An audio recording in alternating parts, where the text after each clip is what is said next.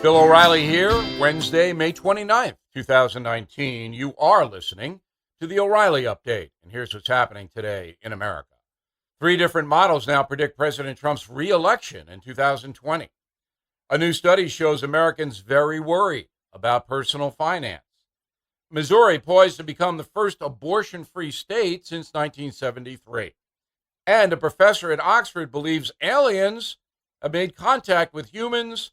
The reason why may surprise you. Also, I had my message of the day on personal attacks. But first, to the election. According to a new article published in the left-leaning New York Times, 3 different prediction models now say President Trump will likely win re-election in 2020. The same method accurately predicted President Obama's victories in 2008 and 12, within 0.2 of a percentage point. However, the models did not forecast Mr. Trump's victory in 2016. Despite the good economy, many Americans aren't feeling real good about their own personal finance. Study suggests more than 25% of Americans worry about their economic situation, quote, all the time. Less than 1/3 of those living in the USA have $5,000 saved for retirement, and 21% have nothing at all, leaving them essentially powerless. The nation's ongoing debate over abortion getting fierce, as Missouri is poised to become the first abortion-free state since Roe v. Wade back in 1973. Planned Parenthood confirmed Monday they will likely close their last clinic in Missouri on May 31st. And here's the story of the day out of England. A professor at Oxford has an interesting theory on the existence of extraterrestrial life in the universe. The educator at one of Britain's most prestigious universities says aliens are now breeding with human beings to help build our resistance to climate change. The new hybrid species will apparently be able to handle a warmer planet with rising seas. There is no truth, none at all, to the rumor that CNN has hired the alien humans to appear on its broadcasts. Coming up, my message of the day on attacking people personally. But first, my friend Glenn Beck launched realestateagentsitrust.com for a very simple reason: to help you sell your home for top dollar as quickly as possible. His team quickly realized there are 3 keys to success. 1, selling or buying a home is a very complicated process and difficult to navigate, so choose agents with a long track record of success. No part-time or inexperienced agents in their network. 2, market value for your home cannot be calculated using computer models. It takes years of expertise to evaluate your market and to price your home to sell quickly for top dollar. Beck's agents are experts in your neighborhood. And 3, home sellers most genuinely like the agent they choose to trust their home to. That's why we select agents who are fans like you. They do business like you, and they share your values. Realestateagentsitrust.com was started to help you buy or sell your home fast. Get moving with realestateagentsitrust.com, realestateagentsitrust.com. Here is the O'Reilly Update message of the day. Actor Jon Voight is a conservative guy who recently stated that President Trump is a great leader and even compared him to Abraham Lincoln. Don't be fooled by the political left, because we are the people of this nation that is witnessing triumph. So let us stand with our president. Let us stand up for this truth, that President Trump is the greatest president since Abraham Lincoln. God bless America, and may God continue to guide this nation. While that opinion is flamboyant, Mr. Voight is entitled to it as an American. But in Hollywood, respect for opposing points of view is, well, not exactly revered. It can be a dangerous place for conservative people. Almost immediately, progressive activists went wild over what Mr. Voight said. Comedian Albert Brooks apparently compared John to John Wilkes Booth, Lincoln's assassin.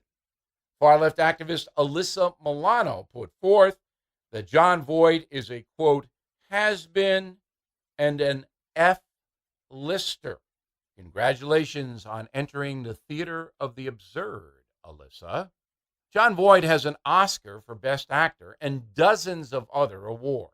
At age 80, he currently stars in the hit TV program Ray Donovan. Mr. Voight has put together a Hall of Fame career. No question about it. Alyssa Milano is a television actress, so I'm fairly convinced that trying to diminish Mr. Voight's social status is not the smartest move. But the larger point is, these smears have to stop. I well understand that social media has enabled personal attacks and that President Trump sometimes uses them. But can we stop already? It's revolting. Hatred simply leads to more hatred, and then sometimes to violence. You don't have to be a PhD in history to figure that out. Also, why would Alyssa Milano want to hurt John Voight? For what reason? Disagree, fine. Punish? Not acceptable. There is a McCarthy-like feeling in the entertainment industry right now. Anyone who might support President Trump is in danger. He or she could lose work. He or she could be publicly chastised. This is wrong on every level.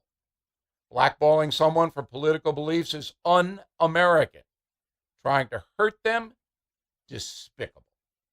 Americans of all political persuasions should speak out against the smear merchants, and if necessary, walk away from enterprises that enable the gutter snipes.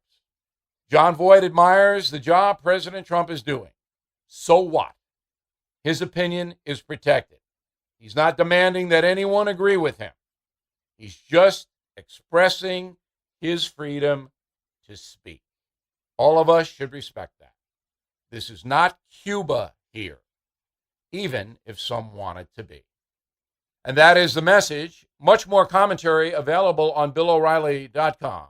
We hope you check out the website, which is set up solely to look out for you and your freedoms. In a moment, something you might not know. Imagine sailing the Mediterranean on a ship full of passengers who share your thirst for history and love of country. Gourmet Italian food, great nightlife, and relaxing poolside on the deck sound enticing, right? Well, you don't have to dream it, you can live it. I'm excited to announce Glenn Beck's first ever cruise through history taking place next spring. He'll take us back in time to the foundations of our faith, our freedom, and human progress. I'm going to join as well as we sail the incredible Costa Luminosa out of Croatia.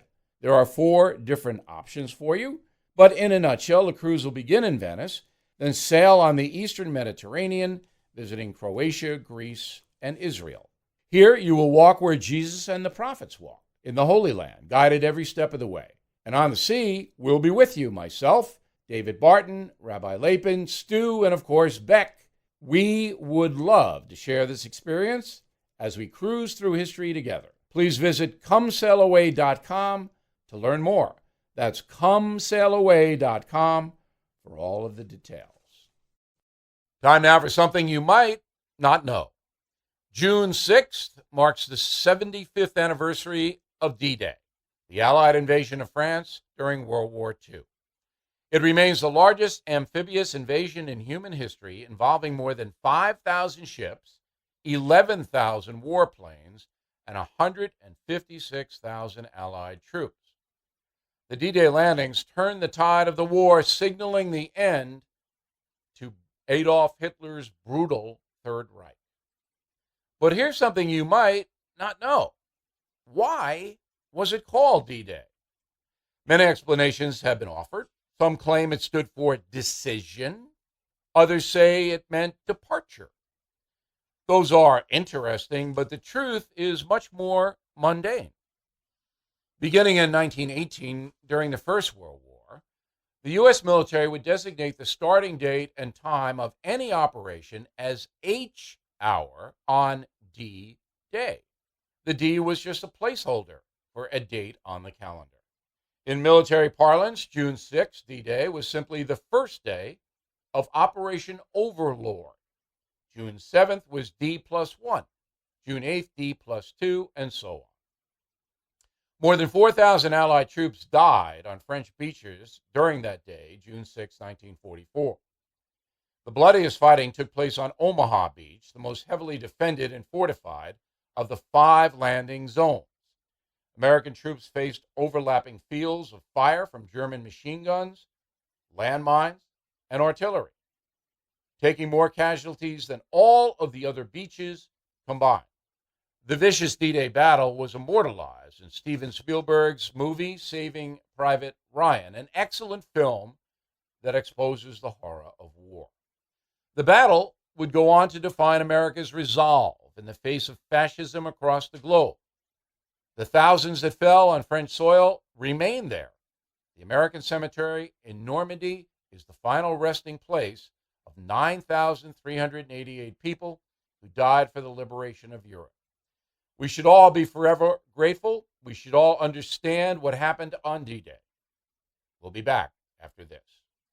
Everyone has heard of AARP. You may even be a member. What many do not realize is that AARP has become a liberal lobbying group that spends your hard-earned dollars lobbying against things you may believe in and stand for. Thankfully, there is now a conservative alternative, an organization that believes in the sanctity of the Constitution and stands up for the values that make America great.